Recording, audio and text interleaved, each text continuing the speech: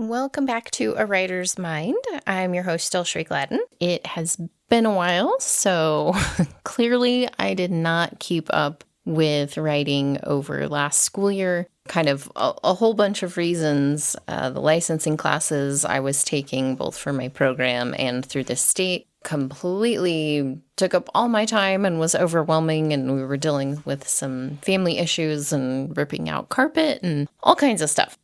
So writing just did not happen. Generally, I got one partial chapter written on a plane in February, and it's now July. So clearly a lot of other stuff was going on, and I just couldn't fit writing in. And sometimes that is life. But things are calming down, sort of, and I'm at least not taking as many classes, so I can hopefully get some writing in. And this episode is kind of getting just fully restarted on this project and on writing in general. I've been focusing a lot on getting some other book and writing related things going and organized and started, kind of checking off the really long mental and now like physical to-do list of things that were just really kind of overwhelming my thoughts. And so I couldn't get into a writing mode even when I had a few minutes, because every time I sat down to write, it was like, well, I also need to do this and this and this and that and the other. So trying to get into the headspace of writing when there's so much going on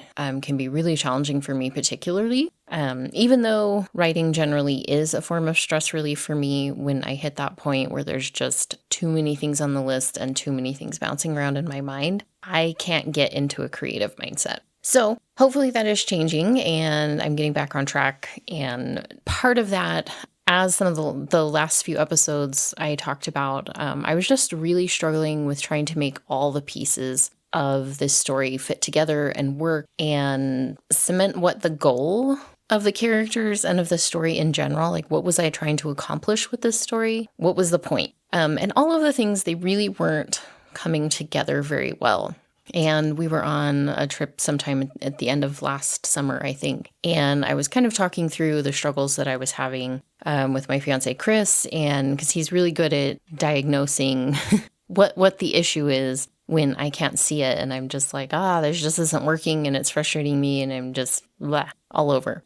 He's really good at helping me kind of pinpoint what exactly it is that's causing all the problem. And so we were talking through the problems I was having with the world and building the world and having it make sense. And then also the problems I was having with the main character and trying to make her backstory make sense and fit in with the world and mesh that up with the rules. And just none of it was coming together like it should have. And as we were talking, Chris kind of pauses for a minute, looks over, and he's like, your main character story is interesting by itself. Like, you don't really need all of this other paranormal stuff. And so basically, I was writing two separate stories and trying to force them together in a way that was not working at all and was just causing a lot of undue headaches and frustration. So what I have decided to do after spending some time thinking about that, obviously for quite a while, I am actually going to be splitting this project into two different books, because as I was going through and thinking about developing Marissa's character and building her backstory, I realized that was actually, as you pointed out, that was its own story by itself, and it's going to be told better without the different world and the investigation and the karma stuff. I didn't need any of that to tell her story, because her story is complete on its own. And not that I've completely figured out her entire story, but her story makes sense and will be compelling by itself. And adding this layer of the karmic investigator trying to come in and figure it all out wasn't working, because part of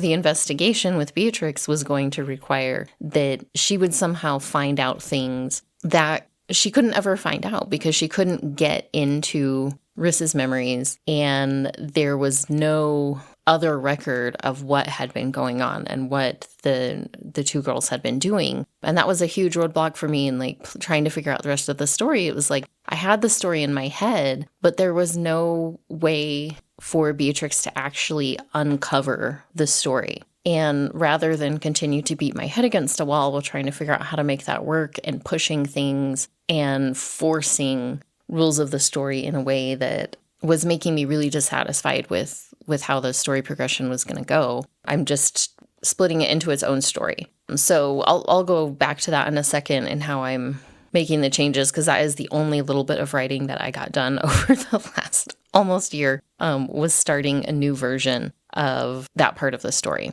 The other part, what I'm going to be doing is making some changes to just the overall style and feel of Beatrix's side of the story. So I am still going to work on building this world with the karmic link between Earth and Beatrix's world. And without this kind of pre-imagined story of Riss's life, I can focus on just building the world and coming up with the rules on how it works outside of a particular story that I wanted to write. And this is different than how I've done any of my other non-realistic series. I'm not a planner. I don't outline. I don't do world building ahead of time. I usually just let it develop as I go, which, as I've said, often causes problems and I have to go back and fix stuff. But that was not developing with these two stories combined. And so I'm going to spend some time, and I have been, working through the details of the two worlds, how they connect, how they operate together, what I want the rules to be outside of trying to fit them to the other story. So I want to get the rules in place for these two worlds and how they interact before I put a plot into the world. And this is going to be challenging for me because, like I said, I just don't usually work like that. So it's going to be an adventure. We'll see. I at least want to have like the basic structures, like a core set of rules that I'm going to keep consistent throughout, because nobody likes it when rules suddenly change in the middle of a story or a series. And you're like, wait, what does that mean? How does that even work anymore? I thought it was this, that. So I'm going to try to solidify at least some like core rules. Some of those interactions and everything are still going to develop as the story goes, because I just can't completely change the way I write. But I do need to have a better sense of the two worlds and what the point is of them interacting, why they're doing the things that they're doing. And I'll probably get a little bit more into that in the next episode, because I've got some ideas in my head that I'm still kind of piecing together. But I think that if I can do that and have a structure for the world in place, then I can start looking at stories that fit within that structure. And I have a few ideas on that as well. But I think because the book that I was previous writing with everything mushed together, Riss's story was getting pretty dark. And that originally wasn't what I wanted for this book with the karmic elements into it. So as I start splitting them and reworking the karmic side of the story, I want to go back to that lighter tone.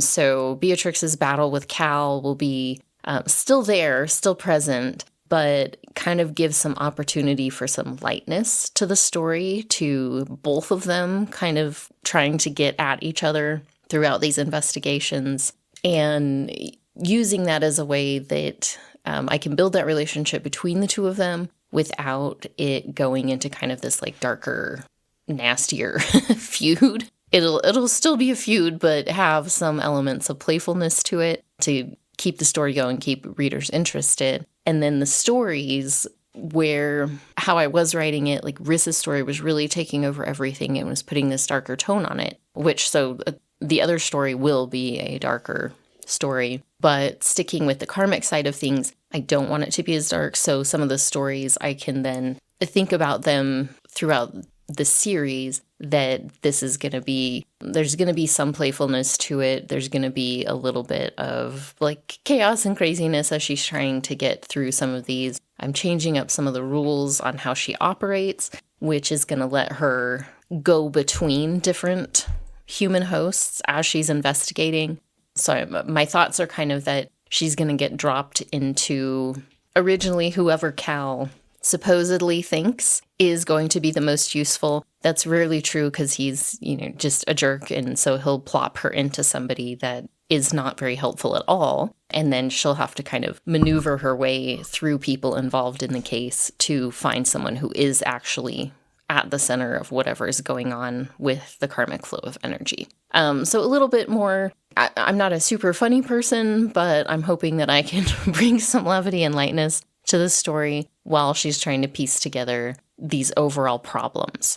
And I'm looking at it more from a series perspective as well, that these disturbances aren't necessarily like one super horrible human who's causing a problem. Like there is something bigger going on between the two worlds, and individual people are exacerbating that with their actions. But there's a deeper thing that Beatrix is eventually going to recognize and then try to bring attention to and work to correct or fix or make a change or whatever. So I think thinking about it as a series is going to help me develop the world a little bit more and put that structure in place as I figure out, okay, what exactly is the overarching problem? What is Beatrix going to need to do to address it? And what are the complications that are going to come into play with each of the stories in the overall series?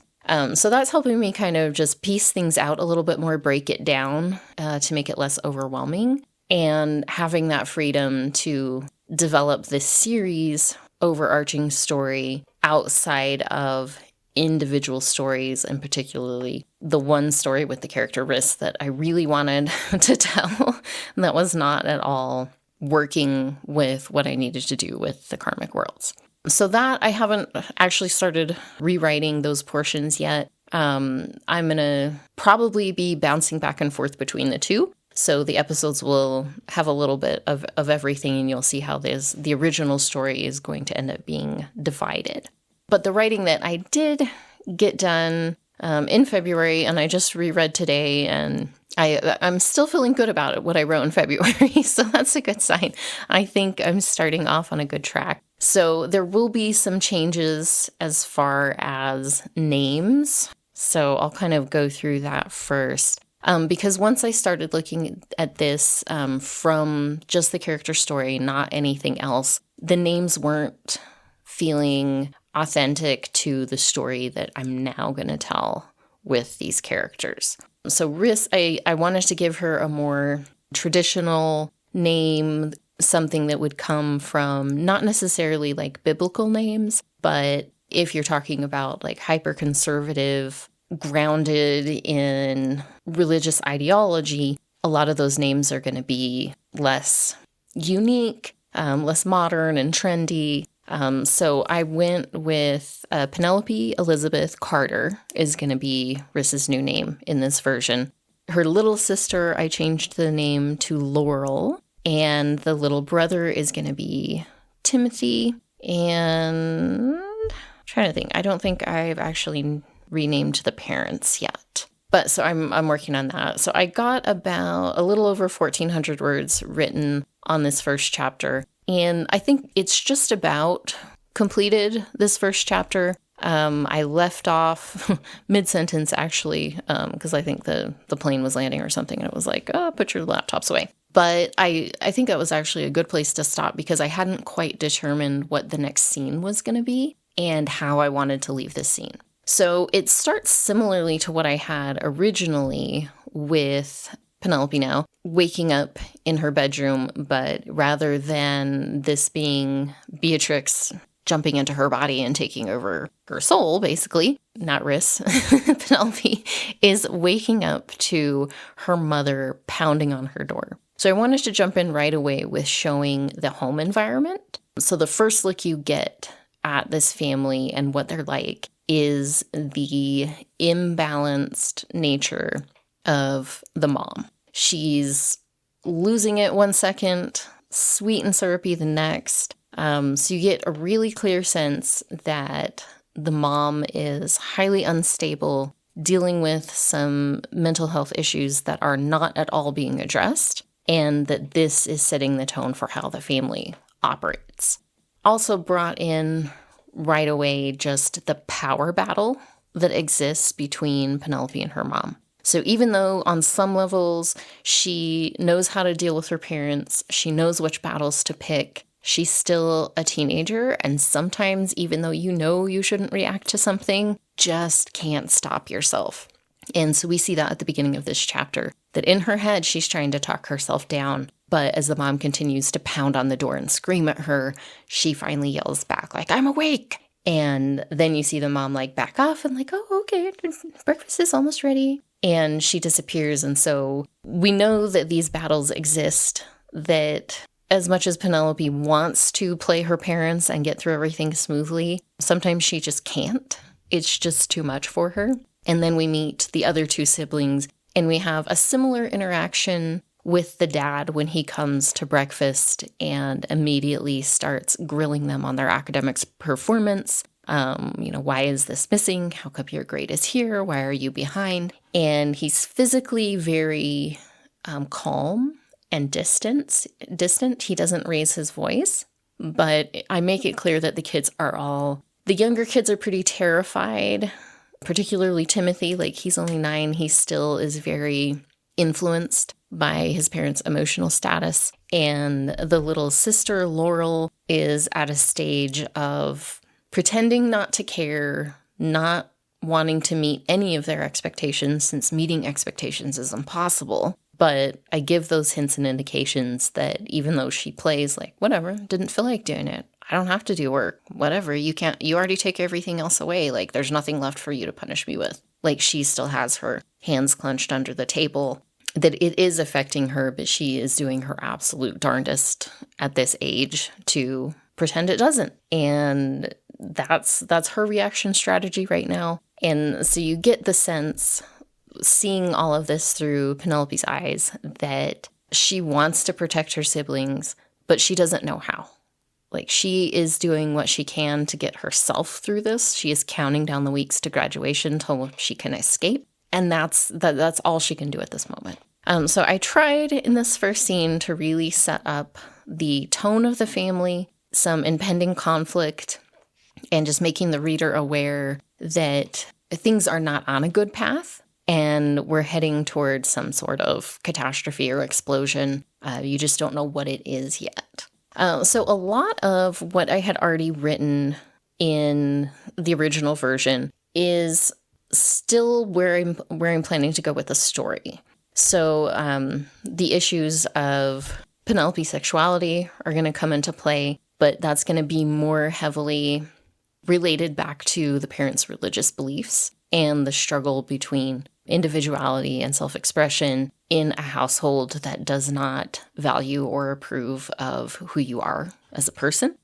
So that, rather than being something that Beatrix finds out and adds to the mystery and all of that, it's going to be a more present battle within Penelope, so internal conflict, and then it's going to spill out into her other interactions with their pastor and with the parents as well. So that the parents' history is going to be a main focus of telling this story and in what's driving all of the characters. So taking out that supernatural aspect, it did kind of leave me as I was thinking about, okay, what are the next couple of scenes? What do I need to prepare for as I'm writing through these? I had written in the previous version, Beatrix uncovering clues about who, then Rhys was and what her life was like. And so even though a lot of the events in this early part of the story are going to be similar, it kind of hit me that it's like, oh, well, I'm not uncovering a mystery now at this point. So now I need to figure out how to tell those parts of the story with, there is no missing classmate yet. There is no suspicion of anything because nothing has happened.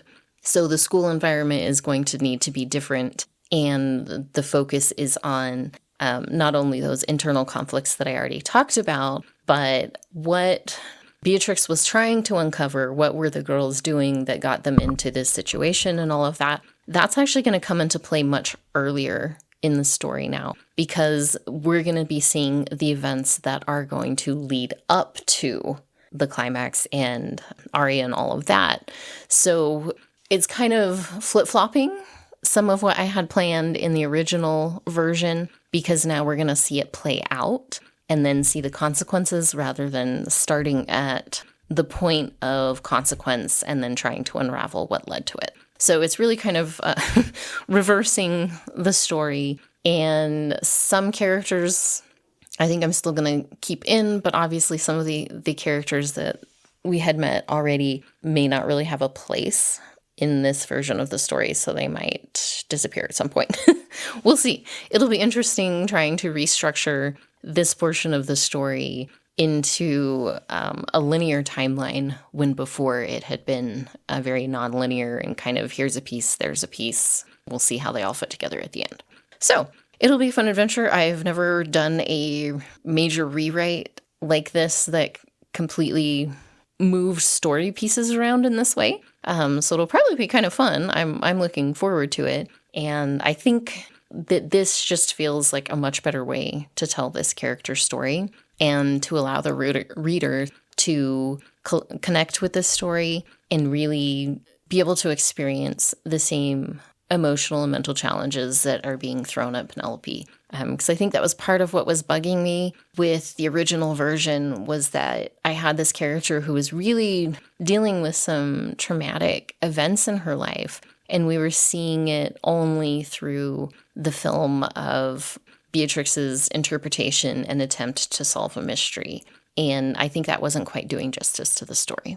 So I'm looking forward to this rewrite. It's probably going to take forever, but I think this is the right way to go. And I'll probably be working a little bit more on that initially, since I do have a lot of the story elements worked out in my mind, and I'm still putting together ideas for the world and what's happening in the karmic side of this story.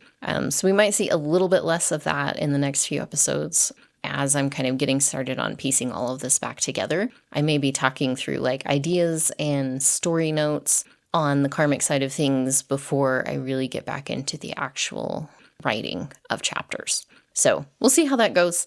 This will be interesting seeing how both of these stories pan out. It is a little bit painful to basically be scrapping whatever I was at, like 27,000 words on the original version of this, which was more than I've written on anything in quite a few years. So it's a little bit hard to just set that aside and just realize, like, well, that's not going anywhere, and restarting on both.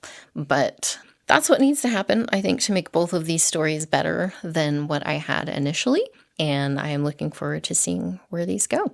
So this is a little shorter episode since I didn't have much writing, but just kind of see where things are and what I plan on doing moving forward. So thank you for those of you who have hung in here with me trying to figure out what the heck I'm doing as I jump back into writing and trying to get some creative thoughts and mojo going. It's been a long time and I'm still trying to, figure out where I'm at as far as writing, what my writing style is now, where my writing interests are, and what I want to do moving forward. I know I want to write and have that be part of my life again. It's just figuring out how and when and what. That takes a little time. It's a process and I'm working through it. But thank you for those who are listening. Hopefully this is helpful and gets you to start getting into some creative writing and headspace as well. Thanks so much, guys. I'll be back soon. And for information on any of my other books and what else I've got going on as far as writing in the publishing world, you can find me online at DelShereeGladden.com. And the theme music for this podcast is by Mon Plaisir.